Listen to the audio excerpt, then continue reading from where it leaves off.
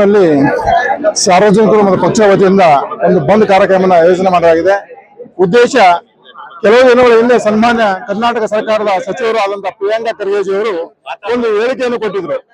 ಏನಂತ ಕೇಳಿದ್ರೆ, ಕರ್ನಾಟಕ ರಾಜ್ಯದಲ್ಲಿ ಸಾರ್ವಜನಿಕ ಸ್ಥಳಗಳಲ್ಲಿ, ಸರ್ಕಾರಿ ಶಾಲೆಗಳಲ್ಲಿ, ಅನುದಾನಿತ ಶಾಲೆಗಳಲ್ಲಿ ಕೂಡ ಒಂದು RSS ಒಂದು ದುರ್ಚಟಗಳನ್ನು ಬಂದ್ಬಿಟ್ಟು ಏನೋ ಒಂದು ಗೋಮಯ ವಿಚಾರಗಳನ್ನು ಬಳಸುವ ವಿಚಾರದಿಂದ ಸಾರ್ವಜನಿಕ ಸ್ಥಳಗಳಾಗಲಿ, ಸರ್ಕಾರಿ ಸ್ಥಳಗಳಾಗಲಿ ಅವರಿಗೆ ಒಂದು ಕಾರ್ಯಕ್ರಮ ಮಾಡಲಿಕ್ಕೆ ಪರ್ಮಿಷನ್ ಕೊಡಬಾರದು, ನಿರ್ಬಂಧ ಆಗಬಾರದು ಸನ್ಮಾನ್ಯ ಮುಖ್ಯಮಂತ್ರಿ ಅವರಿಗೆ ಒಂದು ಪತ್ರ ಬರೆದಿದ್ರು. ಅದಕ್ಕೆ ಪತ್ರ ಬರೆದಿದ್ದು ಒಂದೇ ತಕ್ಷಣ ತಡನೆ RSS ಹೆಂಗಾಯ್ತು ಅಂತ ಕೇಳಿದ್ರೆ ಬೆಂಕಿ ಹಚ್ಚಿದಂಗ ಆಗ್ಬಿಟ್ಟಿದೆ. ಇಲ್ಲ ಪ್ರಿಯಾಂಕಾ ಖರ್ಗೆ ಯಾಕೆ ಯಾರು ಕೇಳ್ತಾನೆ ಇರಲಿಲ್ಲ ನಮ್ಗೆ. ಪ್ರಿಯಾಂಕಾ ಖರ್ಗೆ ಕೇಳ್ತಾ ಇದ್ದಾರೆ. ಪ್ರಜಾಪ್ರಭುತ್ವ ವ್ಯವಸ್ಥೆಯಲ್ಲಿ ಅವರೊಬ್ಬ ಸರ್ಕಾರ ಪ್ರತಿನಿಧಿಯಾಗಿ ಅವ್ರು ಕೇಳ್ತಕ್ಕಂಥ ಅಧಿಕಾರಗಳಿದ್ದಾರೆ, ಕೇಳ್ತಕ್ಕಂಥ ಜವಾಬ್ದಾರಿಗಳಿದ್ದಾರೆ. ನಮ್ಮ ರಾಜ್ಯದಲ್ಲಿ ಅನಾಹುತ ಆಗ್ತದೆ, ಅದು ಹೊಣೆಗಾರ ಸರ್ಕಾರ ಹೋಗ್ಬೇಕಾಗ್ತದೆ. ಆ ಹೊಣೆಗಾರರಿಂದ ತಪ್ಪಿಸಬೇಕಾದ್ರೆ ಅಂತವ್ರು ನಿರ್ಬಂಧ ಮಾಡ್ತಕ್ಕಂಥದ್ದು ಅನಿವಾರ್ಯವಾಗಿದೆ. ಅದನ್ನು ತಿಳ್ಕೊಂಡು ಸನ್ಮಾನ್ಯ ಪ್ರಿಯಾಂಕಾ ಖರ್ಗೆ ಅವರು ಒಂದು ನಿರ್ಬಂಧ ಆಗ್ಬೇಕಂದ್ಬಿಟ್ಟು ಮುಖ್ಯಮಂತ್ರಿಗೆ ಮನವಿ ಮಾಡಿದ್ರು. ಆ ತೀರ್ಮಾನ ತೆಗೆದುಕೊಳ್ಳುವ ಅಧಿಕಾರ ಇರೋದು ಮುಖ್ಯಮಂತ್ರಿ ಅವರಿಗೆ.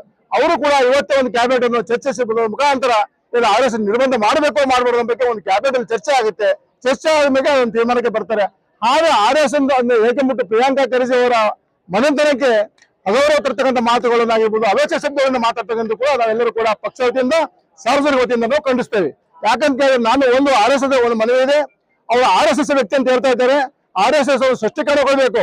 ಮೊದಲ RSS ಅದರೋದಿಲ್ಲ. ಫಸ್ಟ್ RSS ಅನ್ನು ಆಗಿದ್ರೆ, ನೀವು ಶಿಸ್ತುಬದ್ಧ ಒಂದು ಸಂಘಟನೆ ಆಗಿದ್ರೆ ಅವ್ರು ತಕ್ಷಣದಿಂದ RSS ನಾವು ಉಚ್ಚಾಟನೆ ಮಾಡ್ಬೇಕಂದ್ರೆ ನಾವು ಪಕ್ಷ ವತಿಯಿಂದ ಸಾರ್ವಜನಿಕರಿಂದ ಮನವಿ ಮಾಡ್ತಿದ್ವಿ.